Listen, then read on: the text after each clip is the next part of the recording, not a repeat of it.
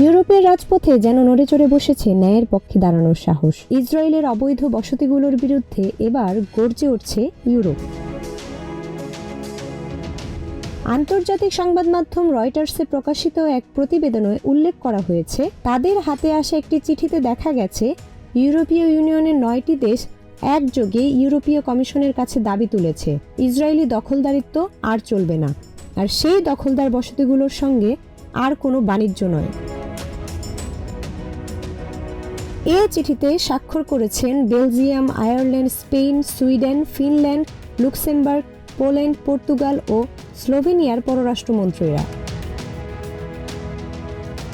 তাদের দাবি, জুলাই 2024-এ আন্তর্জাতিক বিচার আদালত যে মতামত দিয়েছে সেখানে স্পষ্ট বলা হয়েছে ইসরায়েলের এই দখলদারিত্ব ও বসতি স্থাপন আন্তর্জাতিক আইনের পরিপন্থী। তাই কোনো রাষ্ট্রের উচিত নয় এমন কোনো বাণিজ্য বা বিনিয়োগ করা যা এই অবৈধ বাস্তবতাকে আরও জোরালো করে। তারা স্পষ্ট ভাষায় লিখেছেন, আমরা এখনো ইউরোপীয় কমিশনের কাছ থেকে কোনো প্রস্তাব পাইনি যেটা অবৈধ বসতিগুলোর সঙ্গে বাণিজ্য বন্ধের বিষয়ে কার্যকর আলোচনার সূচনা করে। তাদের বক্তব্য, এই অবস্থা আর চলতে পারে না। আইনের প্রতি শ্রদ্ধা আর মানবতার প্রতি দায়বদ্ধতা থেকেই তাদের এ পদক্ষেপ।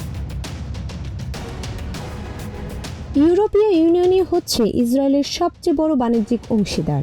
আন্তর্জাতিক সংবাদ মাধ্যম রয়টার্সের তথ্য অনুযায়ী 2023 সালে ইসরায়েল ও ইইউ এর মধ্যে মোট বাণিজ্যের পরিমাণ ছিল প্রায় 42.6 বিলিয়ন ইউরো। তবে এর মধ্যে কতটুকু এসেছে অবৈধ বসতি থেকে তা এখনও অজানা। বেলজিয়ামের পররাষ্ট্রমন্ত্রী ম্যাক্সিম প্রেভো রয়টার্সকে বলেন, বাণিজ্য নীতি কখনোই আন্তর্জাতিক আইন ও নৈতিক দায়িত্ব থেকে বিচ্ছিন্ন হতে পারে না। এই আলোচনার পটভূমিতে 23 জুন ব্রাসেলসে বসছে ইউরোপীয় পররাষ্ট্রমন্ত্রীদের গুরুত্বপূর্ণ বৈঠক। সেখানে এই ইস্যু ঘিরে হতে পারে তুমুল আলোচনা।